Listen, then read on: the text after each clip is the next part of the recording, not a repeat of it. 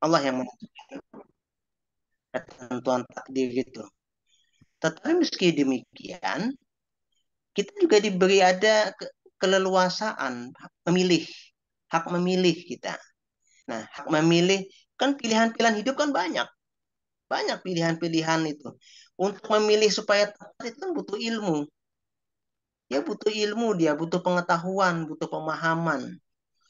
Jadi kalau ya betul memang jasad itu kan perangkat perangkat kasar ya. Artinya itu kan hanya kendaraan dan itu memang akan rusak. Ketika dia sudah rusak kita tinggalkan, kita meneruskan lagi.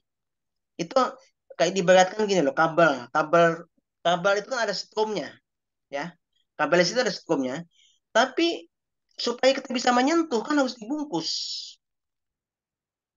Jadi bisa bergeraknya itu kan roh dalam tubuh itu adalah strumnya.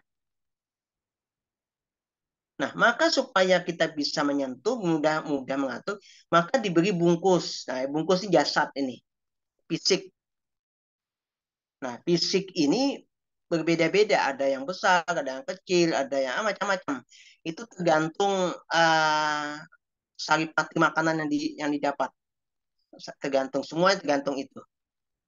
Nah, tapi sedangkan roh itu bukan laki-laki, bukan perempuan. Roh itu tidak pernah dijelaskan apakah laki-laki atau perempuan, tidak dijelaskan. Dia hanya dimasukkan saja, tiup.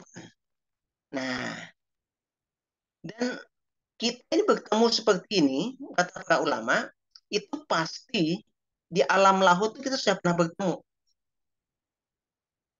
Jadi orang yang tidak pernah ketemu di dunia itu karena memang di alam lahut dia tidak pernah belum pernah ditemukan. Makanya lalu hidup itu bukan kebetulan, tapi penuh dalam skenario-nya Allah, dalam skenario-nya. Nah, lalu tadi terkait dengan jodoh, orang memilih jodoh, pilihlah agamanya, gitu kan macam-macam. Jodoh itu juga itu pilihan-pilihan kita. Kalau dia berilmu, pilihannya kan berbeda dengan orang yang tidak berilmu. Nah, disinilah kemudian kita ada yang gagal, ada yang tidak gagal. Tapi jodoh itu tetap memang ada. Ada jodoh yang panjang, ada yang pendek. Dan itu semua dalam skenario-nya Allah juga. Nah, kemudian bagaimana? Ada nggak pengaruhnya dengan, nah, ya nasab itu sedikit sekali pengaruhnya. Tidak banyak. Oh, anaknya Nabi Nuh, anaknya Nabi saja bisa bermasalah. Kanan itu.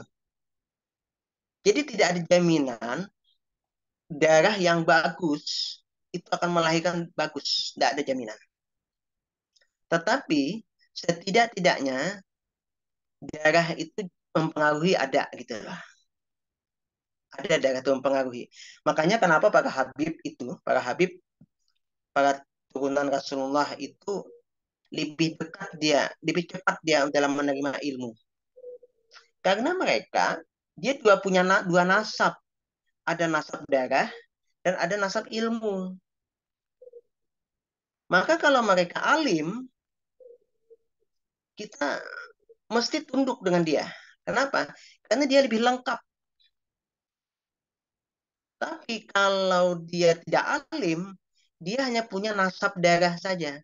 Tapi dia tidak alim. Itu juga kita tetap menghormati. Nah, jadi persoalan nasab darah itu pengaruhnya tidak banyak. Tapi yang paling banyak menentukan itu adalah ketentuan ilmu yang dia usahakan. Nah, disitulah ketika kita akal kita gunakan dengan benar, pikiran kita, hati kita gunakan, kita bisa kendalikan, maka kita akan dibukakan pintu putuh keilmuan itu terbuka. Makanya uh, ramah-ramah itu bukan sesuatu hal yang bagus kadang-kadang. Misalnya karamah bisa berjalan di atas air misalnya, atau karamah bisa melipat bumi misalnya. Itu itu harus dirahasiakan hal yang kayak gitu. bukan untuk dipamerkan. Karena ketika kita mendapatkan karamah, kita buka, dia akan hilang. Berarti kita tidak bisa menyimpan rahasianya Allah. Artinya orang yang mendapat karamah itu diuji dia. Bisa tidak menyimpan?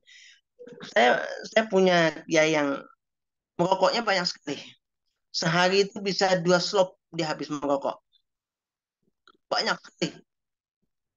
Nggak bisa berhenti tuh.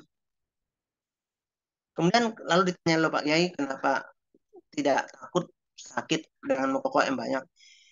Terus dia jawab, nah gimana ya? Kalau saya tidak merokok, hijab itu terbuka. Saya melihat jamaah itu ada yang kepalanya ular, ada yang kepalanya anjing, ada yang kepalanya kambing, ada yang kepalanya sapi, macam-macam. Saya khawatir ucap kalau mulut saya nggak kuat, maka dengan merokok itu hijab itu tertutup dia bilang. Nah artinya karamah itu itu bukan hal yang bisa dibanggakan, justru menjadi ujian. Nah gitu.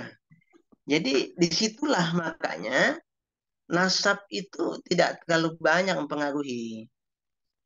Yang paling banyak itu bagaimana kita bisa mengendalikan diri kita, kemudian kita dengan itu kita bisa tahalli, tajalli, kita mengosongkan, kemudian kita isi, kemudian kita amalkan, maka dia akan memunculkan maunah gitu loh, karamah.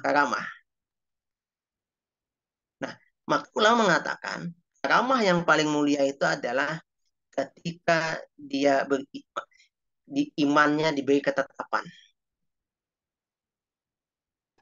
Yang paling menakutkan kata Umar apa? Iman saya dicabut sebelum saya mati. Atau ketika saya mau mati, iman saya dicabut. Saya kosong, habis. Itu yang paling menakutkan. Makanya kita perlu memelihara iman itu dengan cara selalu berzikir, salah satunya berdoa, wahai Allah tetapkan iman, kan begitu. Tetapkan kekuatan, sabit, hatinya juga ditetapkan. Karena kolbun itu kan bolak-balik lah, hati itu kan bolak-balik.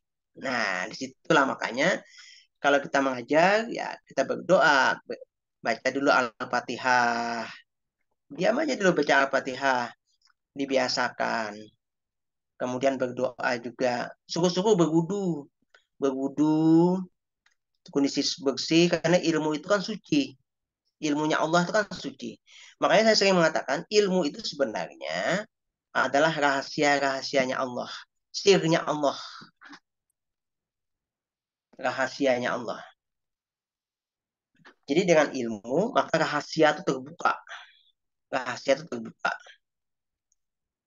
Nah, dengan ilmu, hal yang tidak orang lain tidak bisa melihat, kita bisa melihat.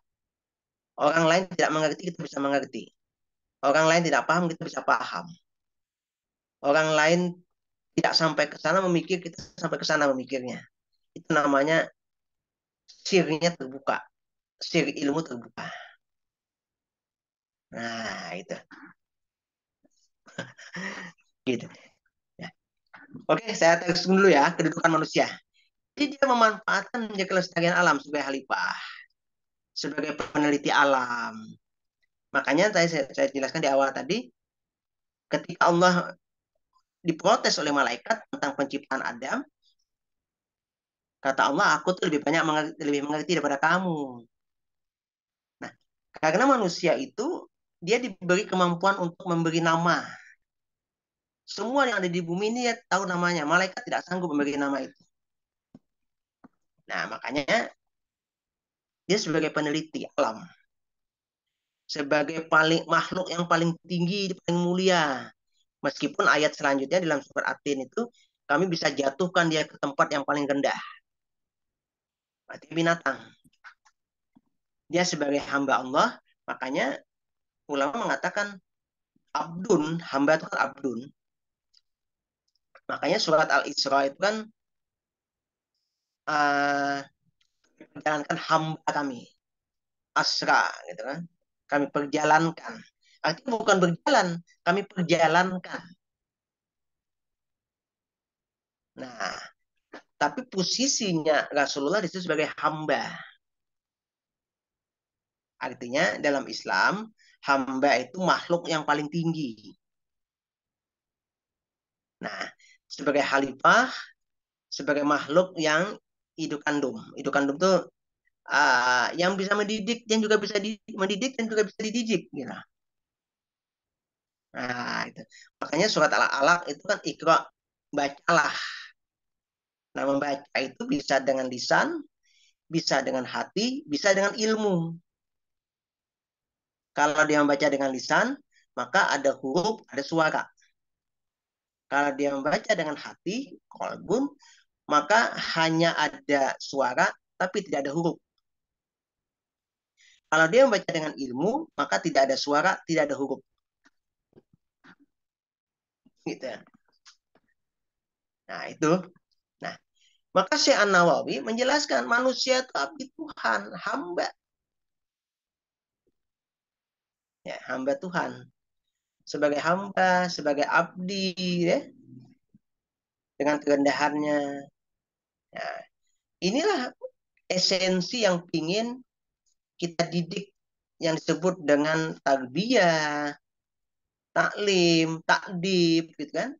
Artinya upaya penyadaran terhadap kehambaannya. Maka kalau kita berilmu, semakin tidak tawaduk, tidak tunduk kepada Allah, kita gagal belajar gitu. Mengalami kegagalan kita. Maka kita penting untuk jadi bagaimana berilmu itu semakin dekat dengan Allah. Kan Allah mengatakan orang berilmulah yang yang semakin takut kepadaku. Ketika dibacakan ayat dia gemetar gitu kan. Nah, itu simbolik. Itu fenomena simbol. Makanya manusia itu dia bisa mengendalikan banyak hal. Alam ini bisa dia kendalikan dengan ilmu yang Allah berikan. Dia bisa tundukkan sampai ke langit, tata surya, dia bisa tundukkan isi laut dan sebagainya. Nah, bahkan dia lebih tinggi daripada malaikat manusia itu. Makanya malaikat itu kalau manusia itu bagus, mereka rebutan untuk menyambut rohnya di langit sana ketika dia angkat. Kan itu. Senang mereka. Nah, itu artinya manusia itu tinggi derajatnya. Gitu. Keunggulan Adam bukan terletak pada prestasi yang bersifat material, asal usul kejadian, tapi sifat imaterial, pengetahuannya, kapabilitasnya yang ditampilkan Adam. Ya, maka menjadi disitulah yang disebut dalam surat At-Tin, jika dia itu tidak dimanfaatkan dengan bagus, dia akan menjadi hina serendah-rendahnya. Jadi ada sesuasana yang terbalik gitu loh. Kalau dia tidak bisa mengelola, dia terbalik gitu. Terbalik dia. Sangat hina dia manusia itu. Kenapa? Dia lebih rendah daripada binatang. Makanya yang membedakan manusia dan binatang tadi adalah keimanan dan keilmuannya. Itulah kenapa jadi ilmuwan itu lebih bersyukur daripada punya harta banyak. Meskipun berharta itu juga penting. Nah, gitu. Jadi khalifah itu nanti bisa dibaca di sini menggantikan menempati tempat orang lain. Apa sebagainya itulah ya. Nah, oke. Ini tinggal dibaca aja. Nah, tugas khalifah itu tanggung jawab. Makanya nanti bagaimana manusia itu mempunyai tanggung jawab dia, bertanggung jawab. Nah, di sini ada amanah. Amanahnya itu adalah tentu saja uh, dia dia akan terus melaksanakan apa yang menjadi ketentuannya. Itu amanahnya itu. Nah, disitulah kita penting memahami ilmu itu untuk memakmurkan alam, ya, memakmurkan alam ini, supaya alam ini bisa menjadi turun temurun, untuk dilanjutkan oleh generasi-generasi berikutnya. Nah, gitu.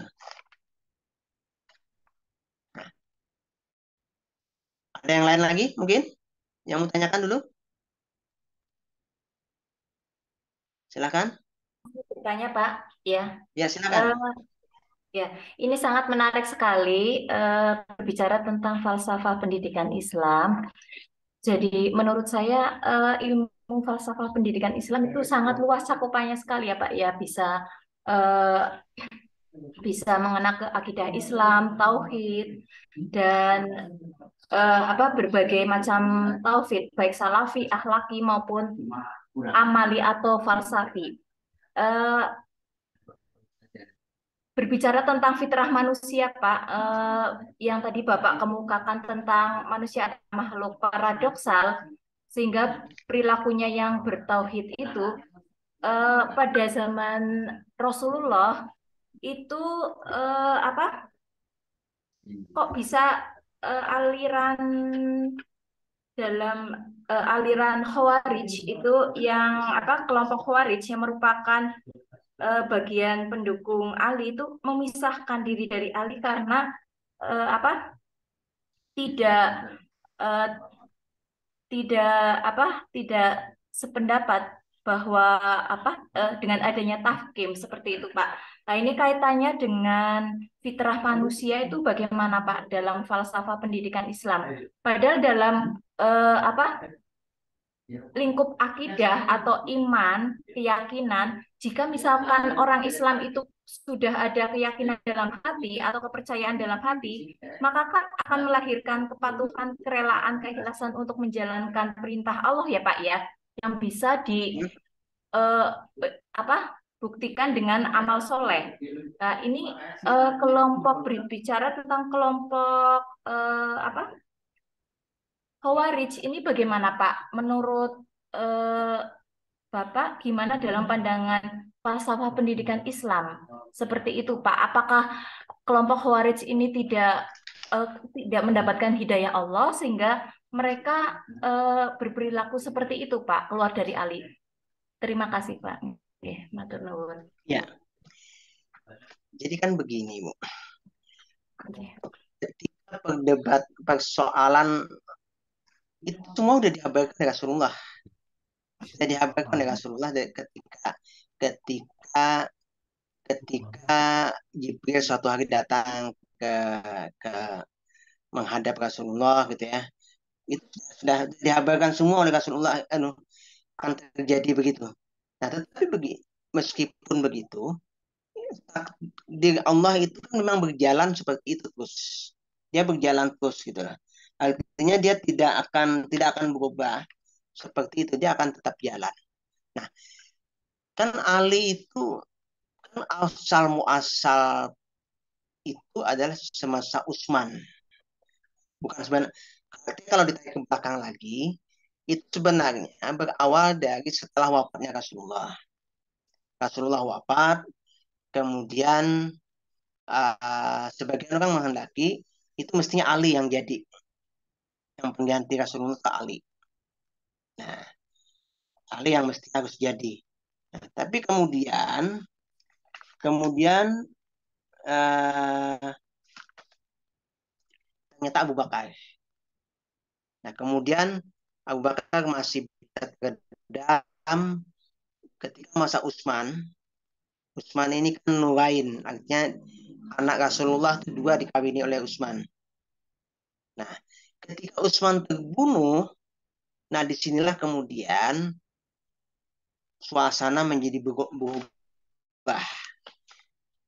Nah, naiknya Ali bin Abi Thalib sebagai kelanjutan itu, lalu Ali ini dituduh berkonspirasi membunuh Utsman. Nah, Utsman ini bersaudara dengan yang namanya Muawiyah, masih ada keluarga, kaitan keluarga. Waktu itu Muawiyah masih jadi gubernur Mesir apa. Nah, jadi lambat Ali menyelesaikan persoalan pembunuhan Utsman ini itu berdampak kepada dia dituduh. Nah, disinilah kemudian terjadi pemberontakan. Pemberontakan itu kan bukan berarti mereka tidak memiliki, mereka sudah dapat hidayah sebelum-sebelumnya. Kita itu setiap hari itu dapat hidayah, tapi bisa saja setiap hari juga tidak dapat hidayah. Hidayah itu tidak sekaligus langsung selamanya, tidak. Bisa dapat, bisa tidak, bisa dapat, bisa tidak, gitu kan. Nah, jangan lupa dalam kehidupan itu ada iblis, ada setan, ada nafsu dalam diri kita. Nah, jadi sealim apapun, kalau kemudian hidayah tidak dapat dan berhasil setan itu, maka terjadilah juga atas izinnya Allah, atas izinnya Allah, atas takdir yang ditentukannya. Kita tidak mengerti. Yang membunuh Ali itu kan juga al-mulzam. Mulzam itu apa Al-Quran. Dia dengan bangga membunuh Ali. Nah, jadi pertarungan antara Muawiyah dan Ali ini berakibat munculnya kelompok Syiah dan Khawarij. Jadi kelompok yang setia kepada Ahlul Bait disebut dengan Syiah. Kelompok yang tidak terima Ali menerima tahkim sipin, artinya Ali, udahlah kalau begitu kita serahkan sajalah kekuasaan kepada Muawiyah. Udahlah, meskipun hasil perundingan itu Ali tertipu dengan tahkim itu. Tapi Ali kan konsisten, tidak melakukan perlawanan lagi. Nah, maka bagi yang setia disebut Syiah, yang keluar disebut Khawarij, yang keluar. Nah, Khawarij inilah yang kemudian dendam dengan Ali. Tapi kelompok Syiah ini juga dendam kepada Abu Bakar, Umar, dan Utsman. Makanya Syiah itu ada imam 12 namanya. Ada dua yang lebih santun, artinya lebih menghormati kepemimpinan Abu Bakar, Umar, Utsman. Tapi ada 9 itu mengecam bahwa bahwa Abu Bakar, Umar, Utsman itu adalah merampas kekuasaan Ali. Nah, ini dari sisi paksi Syiah. Paksi paksi Khawarij, mereka menganggap Ali ini lemah. Kenapa kekuasaan diberikan kepada Muawiyah? Ali ini sudah kafir dan sebagainya, maka dibunuhlah oleh Muljam si Muljam ini. Muljam tuh apa Quran dia. Nah, jadi kita tidak bisa mengerti kejadian-kejadian yang seperti itu, bahwa bahwa itulah perjalanan takdir sejarah. Allah sudah mentakdirkan begitu. Ada hal yang bisa kita pahami, tapi banyak hal yang kita tidak bisa pahami dalam kehidupan ini. Banyak hal. Ada hal yang cukup kita imani saja. Ada hal yang perlu kita mengetahui, dan ada hal juga yang perlu kita, sudahlah, itu bukan urusan kita. Nah, gitu. Jadi dalam kehidupan itu tidak semuanya bisa dijelaskan dengan real, dengan realitas. Ada yang abstrak, ada yang goib gitu lah. Nah, itulah kenapa kita belajar belajar filsafat itu, supaya kita mengetahui sesuatu yang ada itu secara ontologi, kita memahami ada hal yang nampak, ada yang tidak nampak. Ada hal yang tidak bisa diduga, ada yang bisa diduga. Umur kita saja kan kita tidak bisa menduga berapa lama umur kita masih. Atau malah jangan-jangan setelah ini kita meninggal. Kita tidak mengerti. Kenapa? Disembunyikan, dirahasiakan oleh Allah. Apa? di abstrak, di di digoibkan itu loh. Begitu juga dengan jodoh, kan itu digoibkan, tidak ditunjukkan. Kalau saja bisa ditunjukkan, mungkin bisa stres duluan atau bisa senang duluan, kan gitu. Jadi rumit. Umur kita juga disembunyikan, jodoh kita disembunyikan, kematian kita juga disembunyikan, termasuk rezeki kita pun juga disembunyikan. Nah, jadi seperti itulah hidup itu tidak semuanya bisa dinampakkan. Itulah makanya hal yang bisa menerima itu adalah batiniah, kolbun, bukan akal. Akal kita tuh sulit menerima hal itu. Hal yang di luar nalar kita, misalnya Isra Mi'raj saja lah. Nalar kita kan tidak sanggup memahaminya. Satu malam itu perjalanan dari Masjidil Haram ke Masjidil Aqsa. Kemudian dari Masjidil Aqsa ke Sidratul Muntaha dalam satu malam. Nalar kita nggak sanggup. Nah, karena tidak sanggup, karena memang nalar kita terbatas. Karena terbatas itulah maka kita hanya diberi hati yang bisa menampung dengan keimanan saja. Wah, itu. Jadi iman itu sesuatu yang gagah, yang luar biasa bagi kita. Dengan iman itulah kita bisa paham tentang bagaimana seharusnya kita hidup ini, yang lebih bisa diterima gitu kan.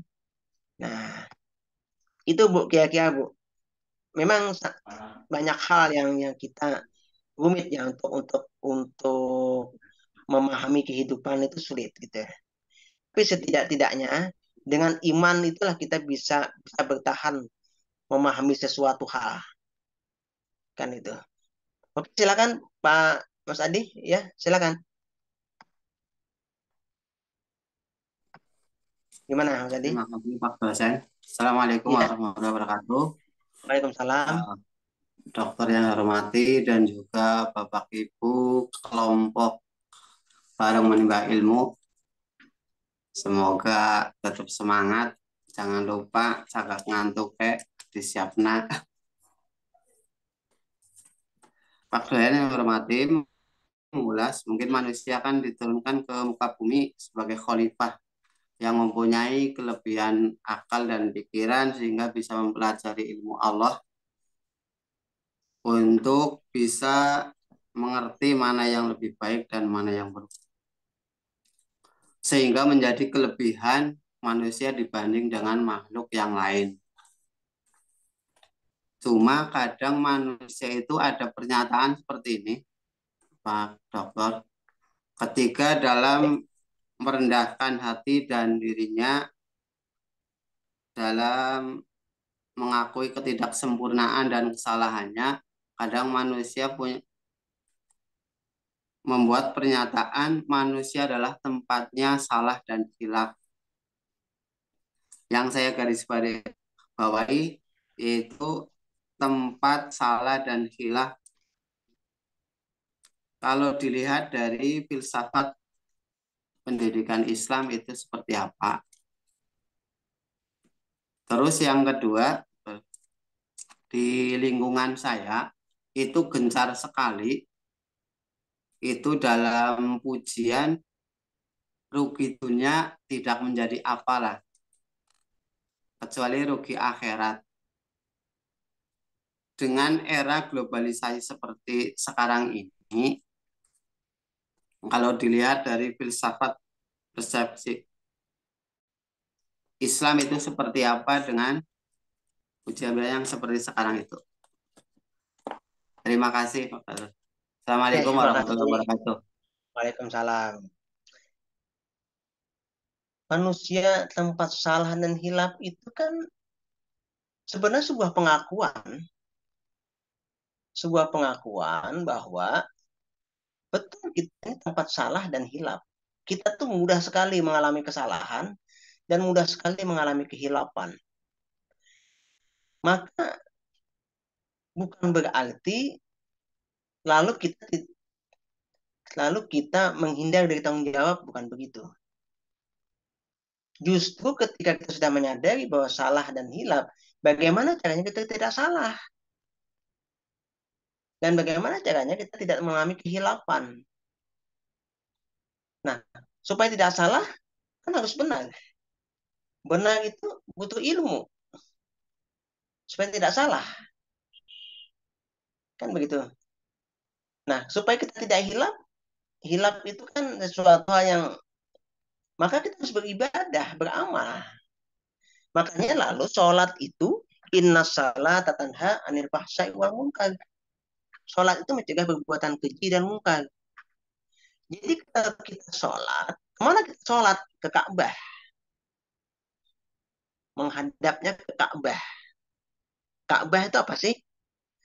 Ka'bah itu kan hanya sebutan atas Nabi Ibrahim itu kan dulu sukunya kan suku Ka'ab. Maka untuk menghormatinya disebut dengan Ka'bah. Kan itu. Ka'bah dia. Nah, maka disitulah yang disebut dengan bahwa sebenarnya kita sholat itu menghadap ke Ka'bah itu yang dikatakan dalam Al-Quran, yang di bawahnya itu mengalir sungai. Dan di bawahnya apa? Air Zam-Zam, sungai Zam-Zam yang tidak ada habis-habisnya. Nah, jadi lalu disebut Baitullah. Baitullah itu dalam Taurat disebut sebagai apa itu? Kan ada yang menyebut jantung bumi, jantung alam, ada yang menyebut sumber alam, ada yang menyebut sumbu alam.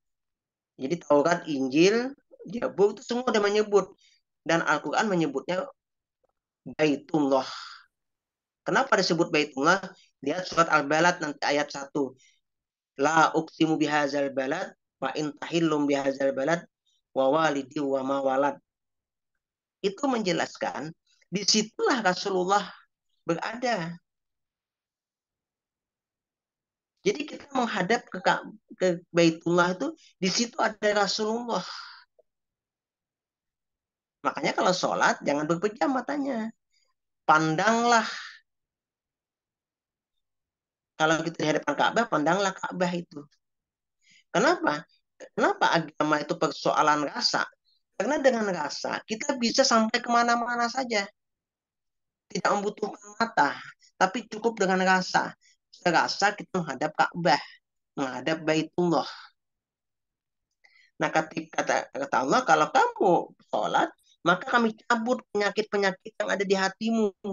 Maka tercegahlah perbuatan keji dan mungkar. Nah, keji dan mungkar itu adalah persoalan hilaf. Ya, itu persoalan hilaf itu. Keji itu kan kekejaman, binatang itu kan keji ya, orang ganas kasar. Mungkar itu kan kemungkaran itu kan tidak mengakui bahwa ada Allah. Mungkar, mungkar kupuh, mengingkari. Nah, jadi ketika kita mengatakan bahwa tempat salah dan hilaf, sebenarnya dalam sisi filsafat kalau secara mendasar kita mesti memposisikan diri bagaimana jangan salah dan jangan hilaf.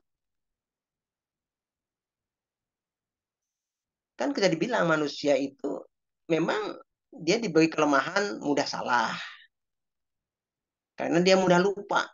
Sering lupa dia. Nisyani. Lupa dia. Pelupa dia. Kenapa perlu lupa? Manusia itu kenapa dikasih sifat lupa? Supaya manusia itu dia bisa melupakan kesedihan-kesedihan yang menghinggapi dirinya. Kita perlu sifat lupa.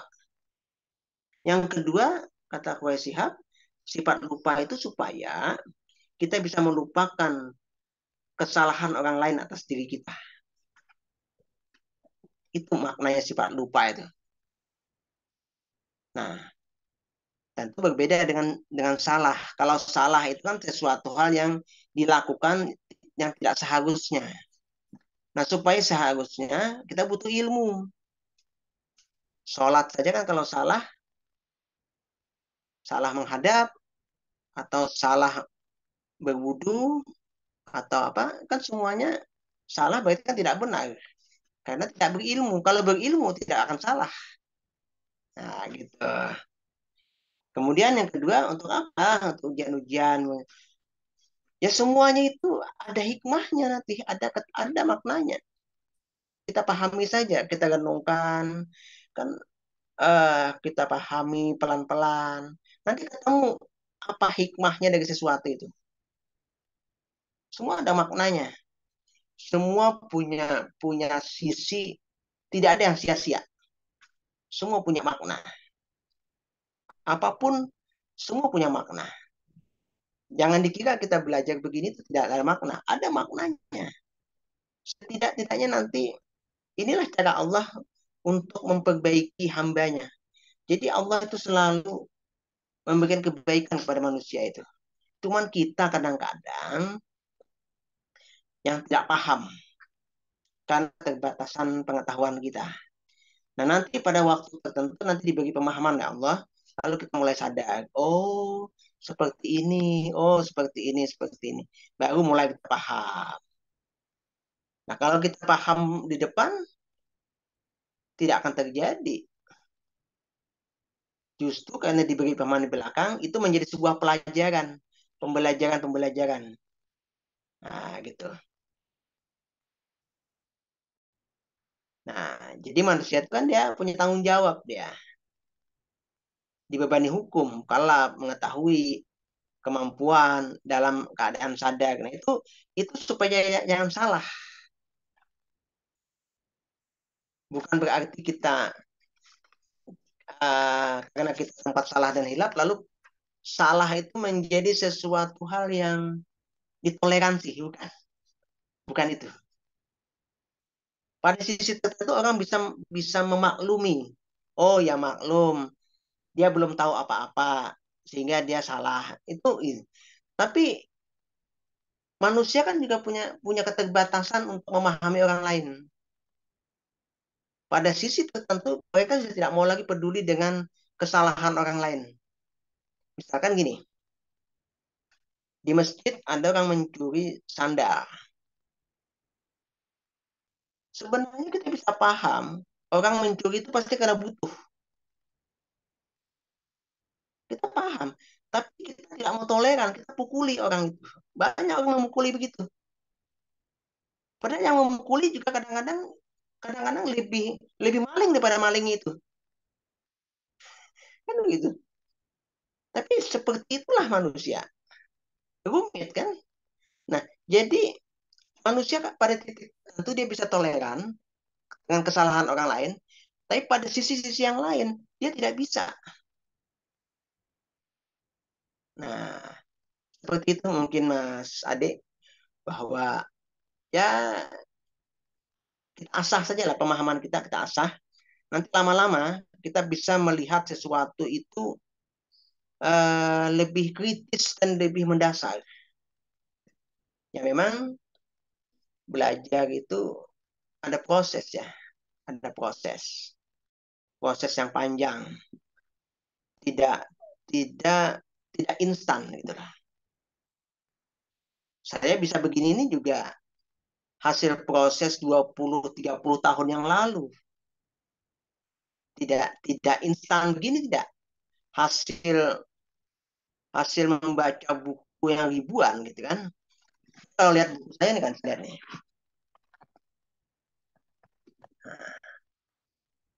Nah, jadi begitu. Meski kita harus banyak membaca. Jadi prosesnya panjang. Baca, coret-coret, gitu ya, dipakai stabilo, dibaca. Nanti lama-lama ingat. Nah, nanti kritisnya muncul, paham, gitu ya. Nah, itulah pertanggungjawaban. Nah, ini ada Mas Badrun mungkin ada apa nih? Silakan. Monggo. Oke, silakan.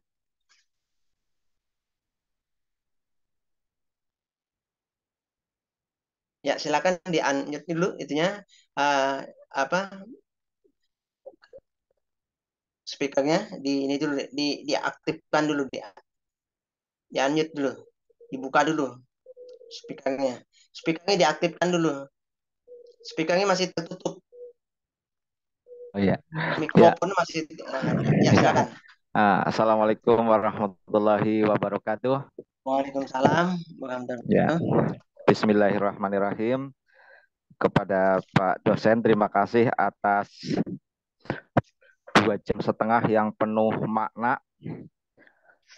Hanya beberapa yang mungkin nyantel di ingatan saya, gitu, Pak.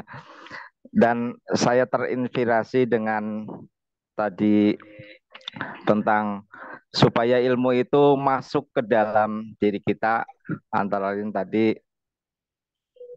dengan membaca Fatihah. Ini memang jarang atau tidak pernah kita lakukan, dan kita tidak sadari bahwa untuk membuka hati kita itu perlu ketersambungan dengan Allah Subhanahu wa Ta'ala. Nah, ini saya jadi terinspirasi oleh pengajaran Bapak yang selama ini mungkin tidak pernah saya lakukan. Mungkin ini akan saya terapkan. Jadi sebelum pembelajaran itu bertawasul, begitu Pak. Ini kebetulan saya itu di SMP. Jadi memang nuansa keagamaannya itu berbeda dengan yang di sekolah-sekolah madrasah.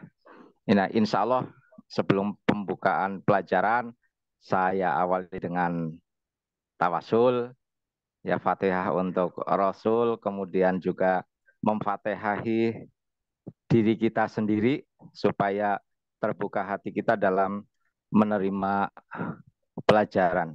Itu yang pertama. Kemudian yang kedua,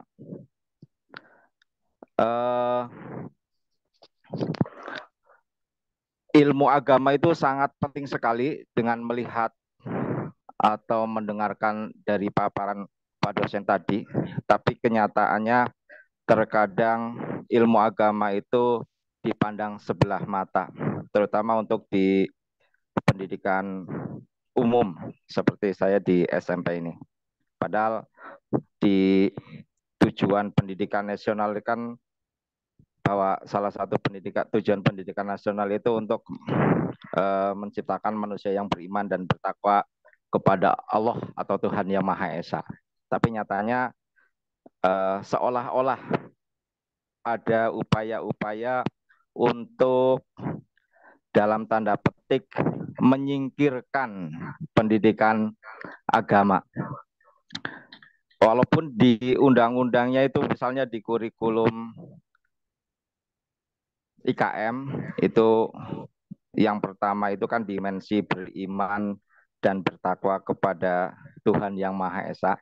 Namun ketika di dataran realitas ini kita akan menciptakan, katakanlah begitu, manusia yang beriman dan bertakwa kepada Tuhan Yang Maha Esa, kadang-kadang dipandang sebelah mata. Dalam arti, misalnya kalau di pendidikan umum kan, walaupun mayoritas Islam gitu ya, ini kan bukan pesantren, ya jangan diperlakukan seperti pesantren gitu, sehingga kadang-kadang menimbulkan hal yang kurang enak di guru agama gitu. Kalau ingin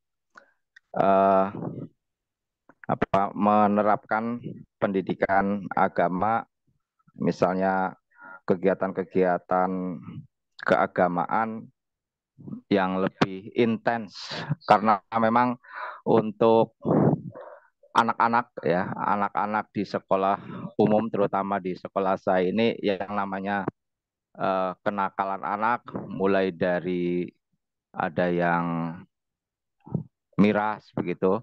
Kalau narkoba sih belum, tapi itu miras itu sudah mulai merambah. Kemudian juga banyak anak-anak yang tidak bisa membaca Al-Quran. Nah, sehingga ini perlu ekstra keras dari guru agama untuk menanamkan pengetahuan agama kepada siswa-siswinya. Ini mohon saran untuk di sekolah umum ini sebenarnya apa yang bisa guru agama lakukan supaya tidak berbenturan dengan peraturan pemerintah yang di sekolah umum itu tidak boleh menonjolkan ajaran-ajaran agama tertentu. Terima kasih Pak, itu untuk sementara, mungkin nanti ada tambahan lagi. Ya, terima kasih. Oke, makasih. Sebenarnya tidak ada larangan ya di sekolah itu. Guru agama itu kan memang tugasnya untuk menyampaikan pengajaran-pengajaran agama. Makanya di undang-undang, kalau di situ ada yang non-Muslim, misalnya agama Kristen, maka mesti diadakan guru agama Kristen, kan begitu. Nah, jadi yang tugas kita kan memang sebagai guru agama ya otomatis adalah mendidik pemahaman atau keilmuan agama, sehingga kalau kita kemudian membiasakan untuk sebelum memulai pelajaran kita perlu apa, Bismillah, baca Al-Fatihah, kita berwasilah sebagaimana kita habis azan itu kan wasilah kepada Rasulullah, karena memang alam ini miliknya Rasulullah sebenarnya, yang dari Allah. Tanpa Rasulullah alamnya kan tidak ada. Makanya kita mau masuk ke dunia manapun itu mesti membawa Nur Muhammad akan terbuka, gitu. Termasuk tadi masuk ke salawat, karena salawat itu kan dingin, ya. Terserah salawat Sallallahu ala Muhammad ya, atau Allahumma sholli ala sayyidina, itu dingin, sejuk dia. Nah, makanya kalau kata ulama, kalau orang itu pemarah ya, artinya mudah nafsu amarahnya tinggi, itu bersalawat jangan menggunakan nama Allah dia. Jadi wassalatu wassalamu alaika ya Rasul, alaika ya Rasul, jadi tanpa menyebut nama Allah. Makanya orang kalau orang berzikir tapi dia pemarah, itu marahnya semakin tinggi. Nah, itu kan juga ada ilmunya. Jadi salawat itu bagus untuk meredam banyak hal itu. Jadi kalau miras misalnya, itu kan persoalan penyakit, itu ketololan aja. Dia mau meminum barang yang nggak bagus kayak gitu. Itu kan penyakit tolol sebenarnya. Tolol dia tidak karena dia tidak paham bahwa miras itu kan membahayakan dirinya gitu loh. Nah, dirinya itu siapa? Ya itu di rohnya, di situ ada hatinya, ada nafsunya, ada akalnya. Nah, itu disentuh. Jadi itu penyakit atas dirinya. Berbeda dengan judi, beda. Minuman keras itu beda, miras itu. Itu persoalan persoalan kan minum itu kan persoalan rasa. Nah, jadi disentuh dengan salawat-salawat. Boleh kok guru agama itu melakukan itu. Yang tidak yang tidak boleh itu kan kita melakukan mencampur adukan, itu yang tidak boleh. Misalnya ada di situ berbagai macam agama, kemudian kita aduk-aduk gitu ya, itu pasti akan menjadi masalah. Atau kalau lingkungan kita Muslim semua lebih enak lagi, tidak ada yang menghalangi, dan memang tugas kita guru agama itu untuk membuat siswa itu ada kesadaran beragama. Artinya beragama Pak, itu kita tumbuhkan dia keimanannya, kan iman. Makanya tadi saya bicarakan, setiap Allah berbicara iman pasti bicara ilmu. Orang tidak mungkin beriman kalau dia tidak berilmu, tidak dikasih ilmunya, tidak diberi pemahaman. Nah, makanya setiap iman pasti Allah bicara ilmu. Setiap bicara ilmu pasti bicara amal. Setiap berbicara amal, pasti berbicara tentang keikhlasan. Nah, itu. Itu tuh tuntutannya dalam Quran begitu. Itu tugas guru agama. Maka semakin dia siswa kita semakin agamanya semakin bagus, maka itu yang disebut dengan amal jariah kita. Sekaligus ketika dia tua, ketika kita tua, mereka pas menjadi pemimpin, kita juga akan diperlakukannya dengan baik. Karena dia beragama, bagus. Seperti di kampung-kampung itu kan perlu ada TPQ, ada pendidikan madin misalnya. Kenapa perlu kita didik? Karena supaya kampung itu jadi aman. Kalau dia beriman, bagus. Nanti ketika dia dewasa, itu dia tidak akan buat macam-macam. Tidak buat ulah. Tapi kalau anak-anaknya kita biarkan begitu saja, jangan salahkan besok ketika dia jadi kepala desa, jadi sekretaris desa, dia membuat ulah. Karena agamanya tidak ada. Kosong. Nah, itu. Boleh kalau kita memang sistem pendidikan kan begitu. Jadi kalau kalau itu wilayahnya gua PAI ya memang pembelajarannya pembelajaran PAI. Kalau pembelajarannya IPA ya itu IPA biarkan. Makanya lalu pembelajaran IPA pun juga mesti harus dikaitkan dengan religiositas karakter itu. Bagaimana tidak sekedar kosong bicara bicara tentang ilmu alam, tapi harus dikaitkan siapa penciptanya, kan begitu? Siapa yang menciptakan, siapa yang membuat seperti ini asbabnya. Nah, supaya apa? Dia tidak sekuler, selalu terikat dengan nuansa agama. Nah, seperti itu. Itu saya kira seperti itulah kalau kita memperlakukan anak-anak di sekolah itu uh, kita bukan sekedar kita mendoakan mereka, tapi kita tuntun mereka supaya mereka itu jauh lebih bagus. Dan itulah nanti akan menjadi jariah kita ke depannya. Nah, ada yang lagi, yang lain? Saya Pak. Oke, silakan Pak Jamagi. Ya, terima kasih sebelumnya. Saya yang belum pernah tanya nih Pak. Saya mau tanya, kalau Oh ya, tidak silakan. salah filsafat kan sumbernya kan rasio akal manusia.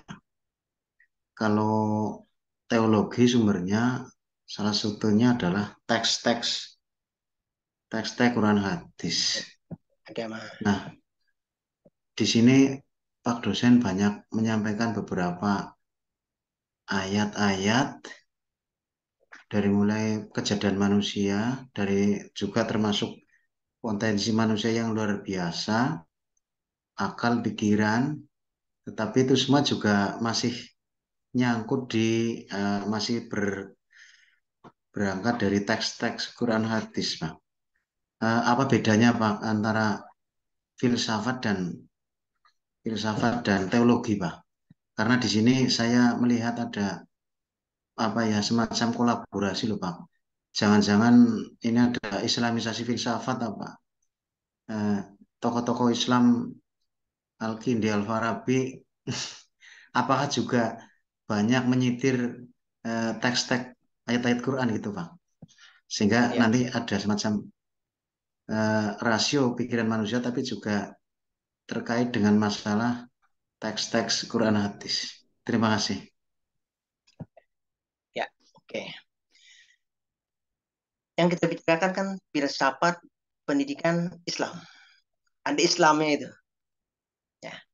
Jadi saya coba mencoba memahami yang diajarkan di UIN Jogja, UIN Semarang, dan beberapa UIN. Itu kurikulumnya begini, gitulah. Bahas itu pendidikan, kenapa penting dalam Islam itu pendidikan. Jadi filsafat, memang kalau filsafat Barat itu sangat sekuler ya. Kalau filsafat timur itu pun juga terbagi dua lagi, nanti ada filsafat timur yang seperti uh, apa Socrates. apa itu yang Konghucu gitu ya, ada yang Oh iya, iya. Yunani. Nah, jadi kenapa pakai ayat? Karena memang apa ahli-ahli pendidikan Islam selalu menggunakan ayat untuk menjadikan sebagai dalilnya. Kenapa kita perlu belajar? Kenapa kita perlu memahami tentang diri kita? Kenapa kita perlu dengan itu kita mengajarkan manusia, gitu kan? Nah, jadi Iqra bismi rabbikal ladzi khalaq itu pembelajaran pertama itu. Nah, itulah yang dimaksud dengan filsafat pendidikan Islam. Nah, itu kemudian kan filsafat itu rasionalitas. Ya kan? Jadi akal kita itulah yang dijadikan untuk menilai sebuah teks wahyu. Kemana Al-Quran? Substansinya ini di mana nih? Maksudnya nih, tujuannya ini apa? Wahyu ini, teks wahyu ini. Nah, ya tentu berbeda dengan teologi ya. Kalau teologi ya itu kan itu persoalan keagamaan yang secara murni. Ya, seperti di Kristen itu ada teologi. Saya punya kawan pendeta Parlen namanya di Magelang itu. Dia cerita ketika di seminari, nah, seminari Semarang itu dia diajarkan Ihya Ulumuddin diajarkan, kitab Ibnu Qasir itu diajarkan, Al-Qurtubi diajarkan, tapi itu seminari untuk menjadi pendeta atau pastor itu. Artinya mereka pun juga supaya tidak bergesekan di lapangan, mereka harus memahami agama orang lain, bagaimana pembelajarannya. Nah, jadi kita ini berdasarkan referensi tentang filsafat pendidikan Islam selalu menghadirkan proses pemahaman tentang diri dan bagaimana diri itu mendidik dirinya. Mendidik diri itu kan lebih penting yang pertama kali. Jadi memulai dari diri terus kepada yang lain. Nah, itu kemudian dihadirkanlah ayat-ayat itu. Nah, itu kita bisa lihat nanti beberapa buku filsafat pendidikan Islam selalu menghadirkan ayat-ayat itu. Jadi memang nah, ada Islamnya itu. Kalau filsafat pendidikan saja mungkin tanpa ayat. Karena referensinya seperti itu. Gimana Pak Jamari? Oke, Pak. Saya lanjut, Pak. Pertanyaan lagi, Pak. Ya, ya. Ini Profesor Harun Nasution kan teolog ya. Mestinya kan Quran hadis teks-teks yang seperti itu kan sudah sangat hafal lah. Tapi ternyata dia punya tafsiran lain. Misalnya dalam praktek kesehariannya ya, terlepas dari pandangan beliau tentang teologi yang saya mungkin tidak ada 1%-nya, kesehariannya beliau melihara anjing. Artinya dia punya penafsiran yang berbeda dari kalangan umum seperti kita, saya seperti saya. Dia memakai emas, dia dan bla bla bla yang lain mungkin Pak dosen yang saya tidak ketahui. Apakah memang sudah sangat tinggi pemahaman teologinya ditambah dengan filsafatnya atau karena kebodohan kita yang memang belum sampai ke sana? Terima kasih. Iya. Saya punya buku apa Harun Nasution. Nanti kalau pas ini saya kirim nanti ke grup aja. Sekaligus nanti juga ada buku yang melakukan perbantahan yaitu Profesor Lili Rasidi yang mencoba untuk mengoreksi. Pak Harun Nasution kan dikenal dengan yang membawa tentang pemikiran-pemikiran Islam di UIN Syarif Hidayatullah. Beliau dikenal sebagai orang yang dianggap seperti Mu'tazilah, kekuatan rasionalitas. Dan memang sebenarnya anjing itu tidak haram. Imam Malik tidak mengharamkan anjing. Yang mengharamkan anjing kan Imam Syafi'i. Gitu. Itu kalau wilayah fikih ya, wilayah fikihnya begitu. Jadi Imam Syafi'i beranalogi bahwa lidah ada hadis yang karena air liurnya itu, hanya karena air liurnya, kemudian Imam Syafi'i menghukumi semua yang ada di balik anjing itu haram. Nah, sedangkan Imam Malik dia lahir di Madinah dan dia mengerti persis bagaimana masyarakat Madinah itu banyak yang memelihara anjing. Maka Imam Malik tidak mengharamkan anjing. Nah, tapi itu terlepas dari perdebatan fikih. Nah, kalau Pak Harun Nasution memelihara anjing, ya beliau punya alasan sendiri juga, punya alasan. Nah, sehingga kita sering kadang-kadang terjebak dalam sisi tampilan, sisi tampilan. Nah, sehingga kita lalu kita mengukur dengan diri kita. Nah, padahal minggu lalu apa ya, yang saya cerita tentang bagaimana Allah mengatakan di dalam kisah kisah Fir'aun, kisah Fir'aun itu kan Allah kemudian di dalam itu menjelaskan bahwa istrinya Fir'aun itulah orang yang paling betul-betul beriman. Kenapa beriman? Karena dia melihat Fir'aun itu sebagai mudillah. Mudillah itu adalah Allah itu menyesatkannya. Dan satu sisi Musa yang dia pelihara juga itu adalah al-hadi, al-hadillah, artinya petunjuk Allah.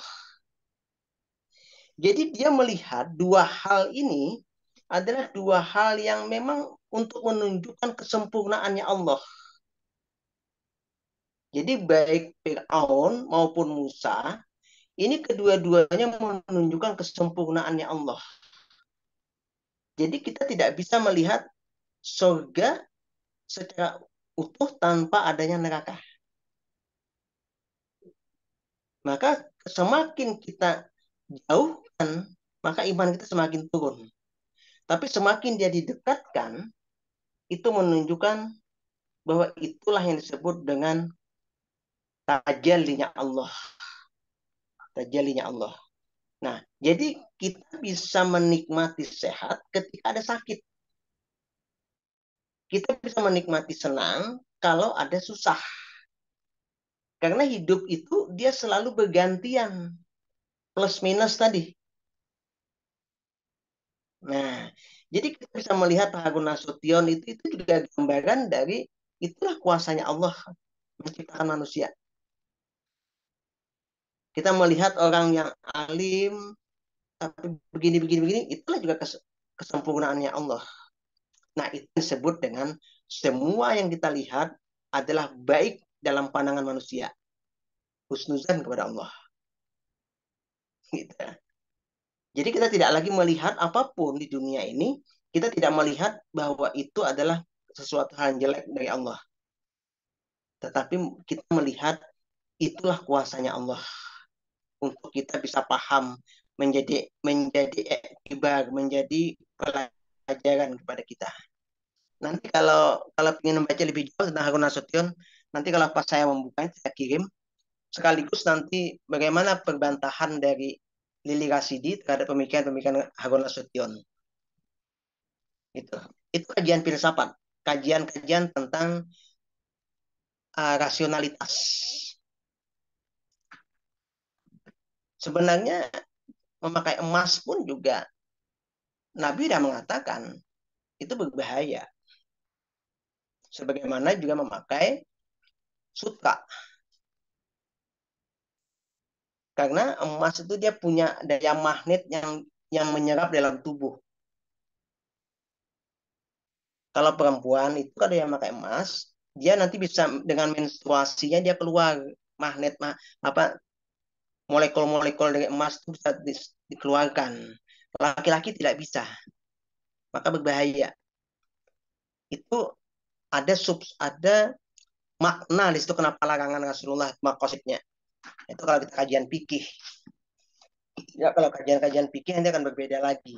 Nah ini kan kajian filsafat itu memang dengan akal kita mengungkap sesuatu, karena ini filsafat Islam, maka kita mengungkap sesuatu yang baik yang empiris maupun yang non empiris. Nah, kebetulan Islam itu lebih banyak menekankan kepada non empiris, hal yang goib, yang batin ya. Nah, itulah makanya kita penting kita memahami nih persyaratan pertanggungjawaban nanti. Nanti ini 2 session ini saya kirim. Ini ada paradigma ini, ada sistematika, ada paradigma liberal ya. Nanti dibaca aja, nanti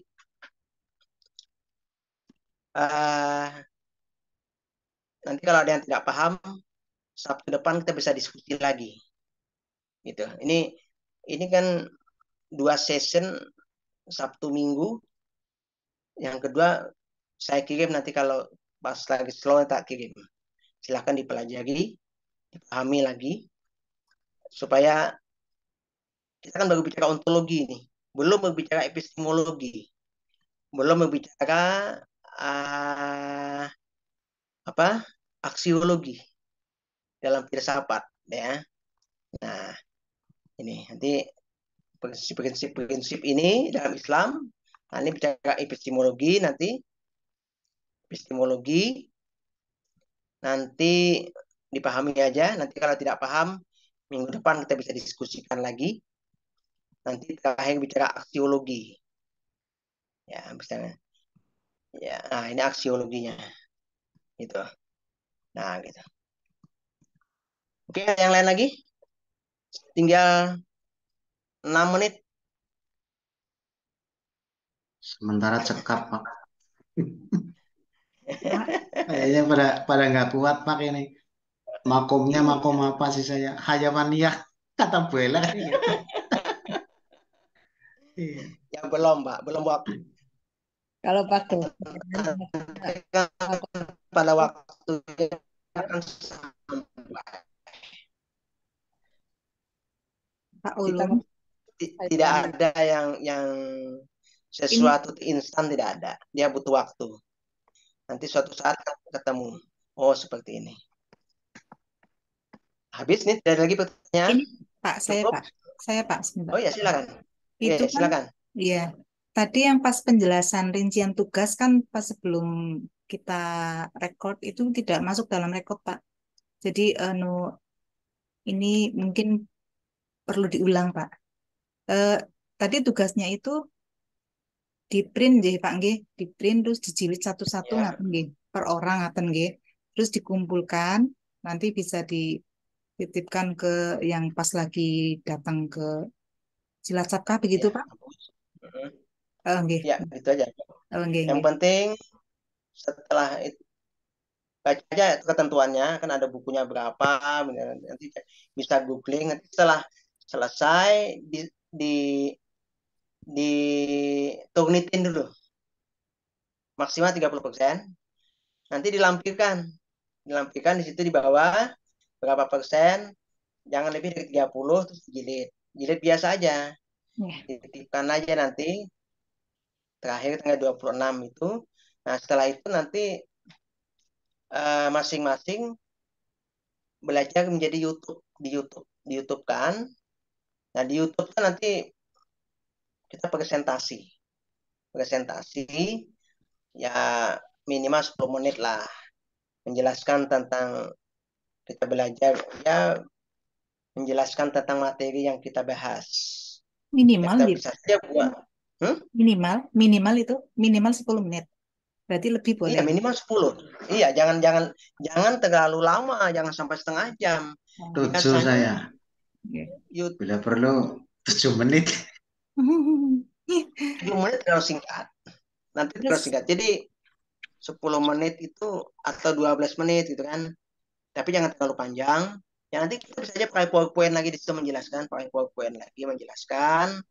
Nah, detail gitu kan. Nah, intinya itu juga sebagai CR. Kita sambil sambil belajar untuk bagaimana mempresentasikan, orang juga bisa menikmati uh, pemahaman-pemahaman kita tuh kan bisa menikmati gitu. Pak Ulum, Nah, kita setelah biasanya memakai aplikasinya Checker untuk yang itu plagiasinya itu nggak apa-apakah? Atau harus pakai Turnitin? ya bagusnya Turnitin. Turnitin itu sudah secara umum apa lebih akurat. Oh, Nah, jadi nanti nanti kita bisa minta kita anu linknya aplikasi itu Turnitinnya. Kalau Turnitin beli, di, Mbak. Oh, di, beli di tapi. kampus bisa biasanya di kampus. Nah, di kampus Mhm. ada. Nah, nanti saya dikirimin linknya aja untuk buka YouTube itu di WA aja jadi saya buka di WA terus saya lihat di YouTube itu kan itu sebagai ujian begitu aja. Oh, Nah, semakin bagus mempresentasikan, semakin enak, nah, kan makin bagus. Kan begitu.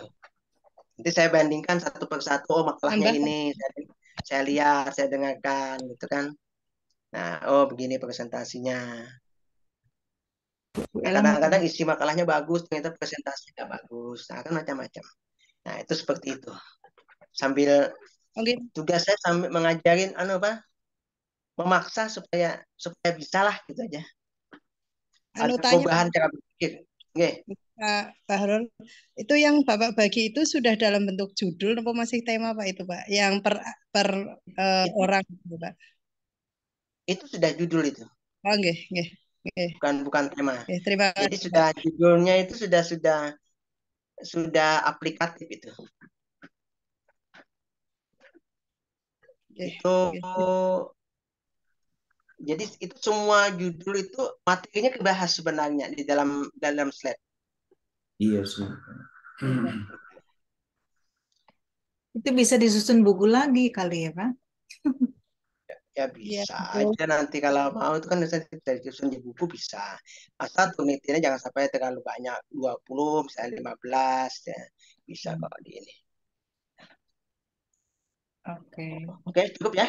59. Terima Kurang kasih. lebihnya mohon maaf. Sampai jumpa kita Sabtu depan. Kita atur lagi waktunya nih. Ya. Assalamualaikum warahmatullahi wabarakatuh. Waalaikumsalam warahmatullahi Waalaikumsalam wabarakatuh. warahmatullahi Warahmatullahi wabarakatuh. Langsung aja wabarakatuh. kita tutup ya dengan doa kafaratul majelis bareng-bareng. Subhanallah. Bismillahirrahmanirrahim. Oh iya, bismillah. Subhanallah.